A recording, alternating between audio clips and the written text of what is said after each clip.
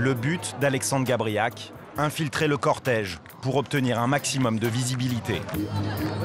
Mais le leader des jeunesses nationalistes ne fait pas l'unanimité parmi les manifestants. Vous filmez des gens qui n'ont rien à voir avec les manifestants.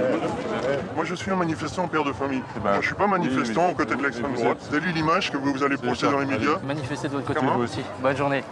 Et pourquoi bonne journée? Dégagez monsieur. On est là pacifiquement, on est là tranquillement. On a de temps en temps des petits excités, un petit peu paranoïaques qui viennent nous voir. Mais bon, c'est réglé rapidement, vous voyez, il n'y a pas trop de problème. Alexandre Gabriac se moque de l'hostilité qu'il déclenche. Dès que le cortège se met en mouvement, ses militants se regroupent en tête de la manifestation. Alexandre Gabriac a prévu une action surprise. Ouais, c'est bon, tu peux commencer. Allez, en avant. Mariage, adoption, pas question. Mariage, adoption, pas question. Illégalement, un membre du groupuscule se hisse en haut d'un échafaudage pour répandre dans la foule des messages de propagande.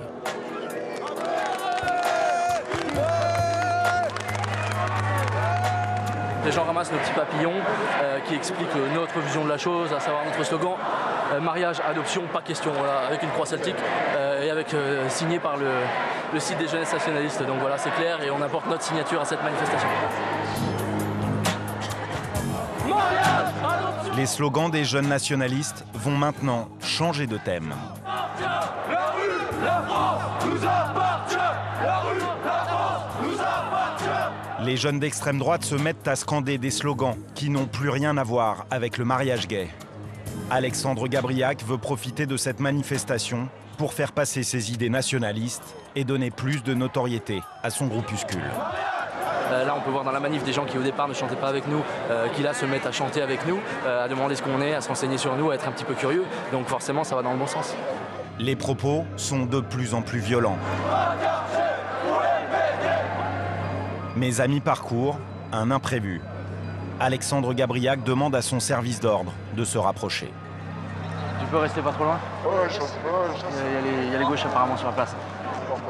Et même pour les mecs, pour les canaliser.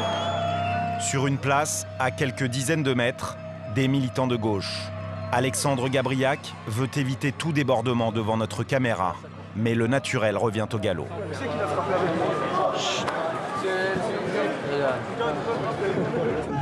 Il voudrait donner une image respectable de son mouvement, alors il tente de tenir ses troupes. Sécurise à droite, il y a les bolches. Les bolches à droite, fais gaffe, ton portable. Il y a les droites, il y a les bolches à gauche. Mais un peu plus loin, des contre-manifestants favorables au mariage gay se sont regroupés. L'un d'eux est agressé par les jeunes nationalistes.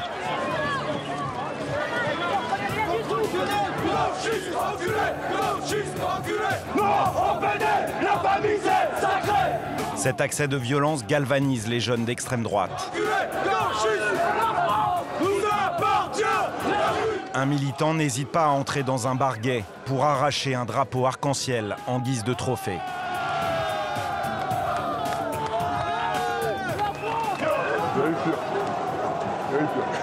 Mais ça va. S'amuse bien. En fait d'amusement, ces violences, dégradations et intimidations homophobes sont punies par la loi. Alexandre Gabriac, lui, ne perd pas de vue son objectif, capter l'attention de la foule et des médias. Bleu, blanc, rouge, la France aux Français. Il grimpe sur le toit d'un immeuble, accompagné d'une poignée de militants. La rue, la France nous appartient. La rue, la France nous appartient. Très vite, des dizaines de CRS encerclent le bâtiment. Gabriac, avec nous, Gabriac. On n'a rien entendu! Qui vive! Qui vive! Qui vive!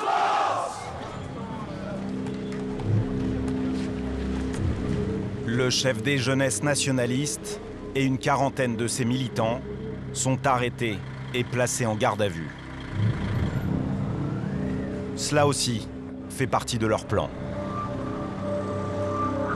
Le lendemain, ils auront droit à plusieurs articles dans la presse locale.